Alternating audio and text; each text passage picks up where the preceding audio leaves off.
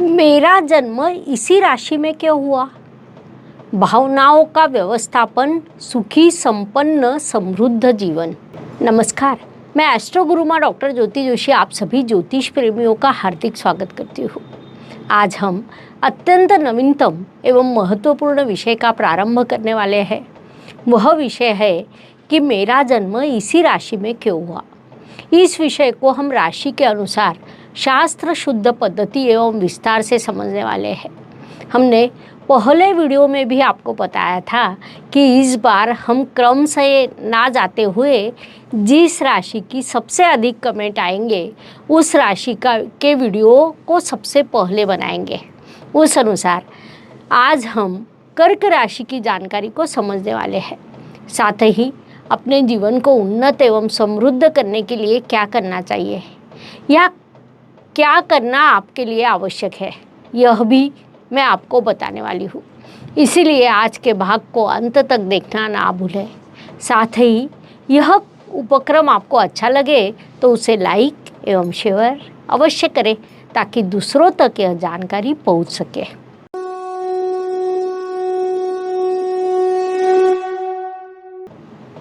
यह विषय आपको पहले पता होने के कारण उसे समझने के लिए आप बड़े उत्सुक होंगे, लेकिन सबसे पहले हम विषय प्रवेश के रूप में कर्क राशि के संदर्भ में संक्षिप्त जानकारी समझने वाले हैं।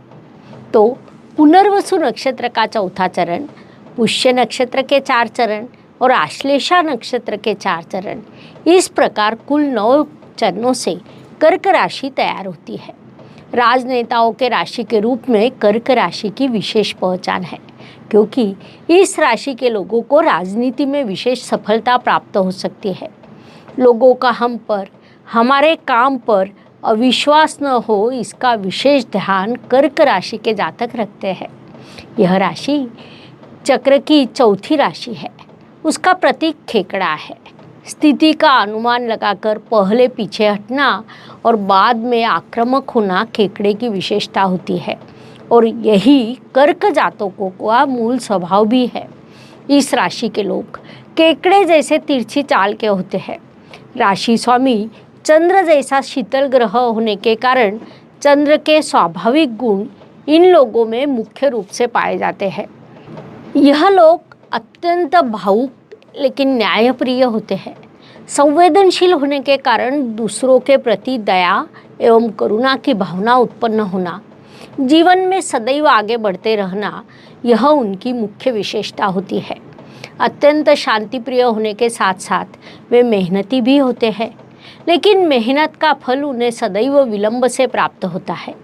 जीवन में किसी चीज़ को अपने परिश्रम के बल पर प्राप्त कर उसका आनंद लेने में इन लोगों को महारत प्राप्त होती है। साथ ही संगीत, नृत्य, नाटक जैसी कलाओं में भी उन्हें विशेष रुचि होती है। अब हम आपका जन्म कर्क राशि में क्यों हुआ यह समझ लेते हैं। स्वच्छ, साफ, सुंदर, बहता हुआ पानी अर्थात कर्क राशि।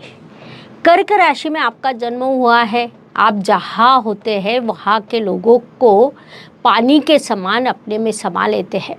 पानी रे पानी तेरा रंग कैसा, इस पद्धति से कर्क जातक जहाँ जाते हैं वहाँ सभी में घुल मिलकर उन्नति साध्य करते हैं।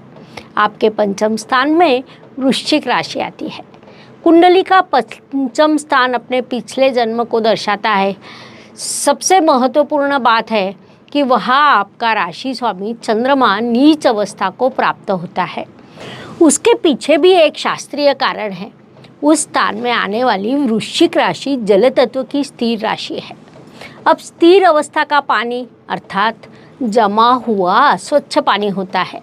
इसके विरुद्ध आपके राशि स्वामी को बहता हुआ स्वच्छ पानी पसंद आता है, जिस कारण वहाँ एक नकारात्मकता निर्माण होती है।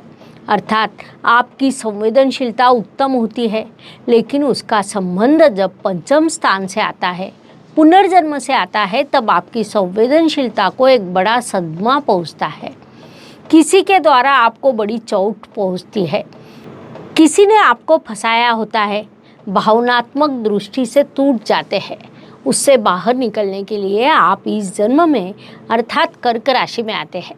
इस जन्म में आकर आप नवम स्थान का अर्थात भाग्य स्थान का कार्य करते हैं, जो गुरु ग्रह से संबंधित होता है। उसका संबंध धर्म से आता है, दान से आता है, यात्रा से आता है, सुयोग्य कर्म से आता है, शिक्षा से आता है। यह सब जब आप करते हैं तो अत्यंत संवेदनशीलता के साथ करते हैं और जीवन में सफल होकर नया जन्म अर्थात अगले जन्म की ओर जाते हैं। संक्षेप में आपकी जो संवेदनशीलता है उसकी अवस्था आपके पंचम स्थान से निर्धारित होती है। आपके पंचम स्थान में वृश्चिक राशि आती है। वहाँ आपके लिए एक बड़ा टास्क होता है, एक बड़ा आह्वान होता है कि अपने मन को कैसे संभालना है। क्योंकि यदि आपने मन को उचित पद्धति से संभालते हैं तो आप नवम स्थान के मीन राशि की ओर अर्थात मोक्ष की ओर जाने की संभावना निर्माण होती है। लेकिन आप मन को उचित पद्धति से संभाल ना पाए तो वृश्चिक राशि के अस्वच्छ पानी में आपका अस्तित्व बिखर जाता है। इसीलिए कर्क राशि के जातकों को हम सदैव सूचित करते हैं कि आप अपनी संवेदनशील को सकारात्मक दिशा में लेकर जाए। अति संवेदनशीलता यह आपकी कमजोरी नहीं बल्कि प्रकृति से मिला हुआ सबसे बड़ा वरदान है। संवेदनशील स्वभाव होना अच्छा होता है, लेकिन उस संवेदनशील को संभालना चाहिए। सामने वाले व्यक्ति से भी उसी पद्धति से प्रतिसाद मिलना चाहिए। यदि वह ना मिले तो आपको पीछे मुड़ना आना चाहिए। आपका जन्म जब कर्क राशि में होता है तब 3 नक्षत्र होते हैं, पुनर्वसु, पुष्य और आश्लेषा। इन 3 नक्षत्रों से कर्क राशि तैयार होती है। अब क्या होता है कि आपका राशि स्वामी चंद्रमा है, पुनर्वसु नक्षत्र का स्वामी गुरु है।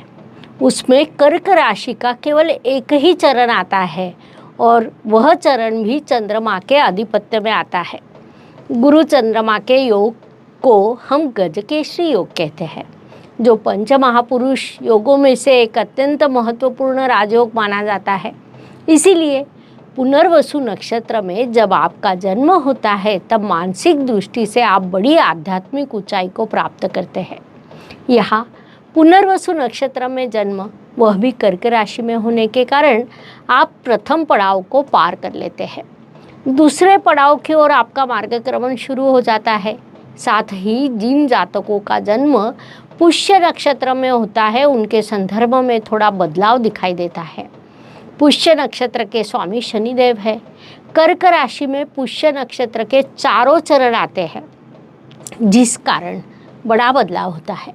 लेकिन इस विषय को हम इतनी सखोलता से अध्ययन नहीं करेंगे क्योंकि वह अत्यंत अलग विषय है और उसका स्वतंत्र रूप से अध्ययन करना आवश्यक है।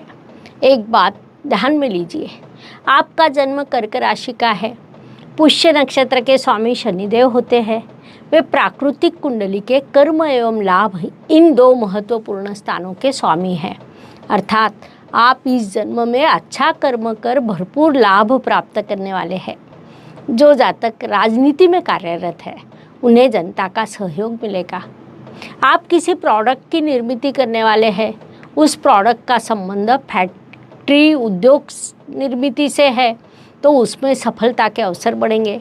आपका संबंध लोहे से, लोहे की वस्तुओं से निर्मित क्षेत्र से है तो उनमें भी सफलता के अवसर बढ़ते हैं। आपका जन्म यदि आश्लेषा नक्षत्र में हुआ है तो यह नक्षत्र बुध ग्रह के आधिपत्य में आता है। अर्थात आश्लेषा नक्षत्र का स्वामी बुध है। चंद्रमा और बुध में एक अलग ही रिश्ता है, जिस कारण एक अलग ही प्रभाव सामने आता है। आपकी राशि मूल रूप से संवेदनशील है। आपके व्यय स्थान में बुध ग्रह की मिथुन राशि आती है। नक्षत्र स्वामी भी बुध ग्रह है। इसीलिए कुल मिलाकर आपका मन और आपकी वाणी, इन दोनों में से एक प्रकार से अंतर्विरोध का निर्माण होता है। आप लगातार अंतर्गत संघर्ष करते रहते हैं। यहाँ निर्माण होने वाले अंतर्विरोध का विचार करें तो आप संवेदनशील, आपकी राशि संवेदनशील, राशि स्वामी संवेदनशील और बुध ग्रह का नक्षत्र अर्थात आश्लेषा नक्षत्र आपको सदैव विचलित करते रहता है, जिस कारण आपका मन एकाग्र नहीं हो सकता। आपका मन सदैव विचलित रहता है। हर 2-2.5 दिन में आपके विचार बदलते हैं। आज आप अत्यंत प्रसन्न हो तो 2 दिन 3 दिन के बाद आपकी भूमिका उसके बिल्कुल विरुद्ध हो जाती है। ऐसा संघर्ष करते हुए आप जीवन व्यतीत करते हैं।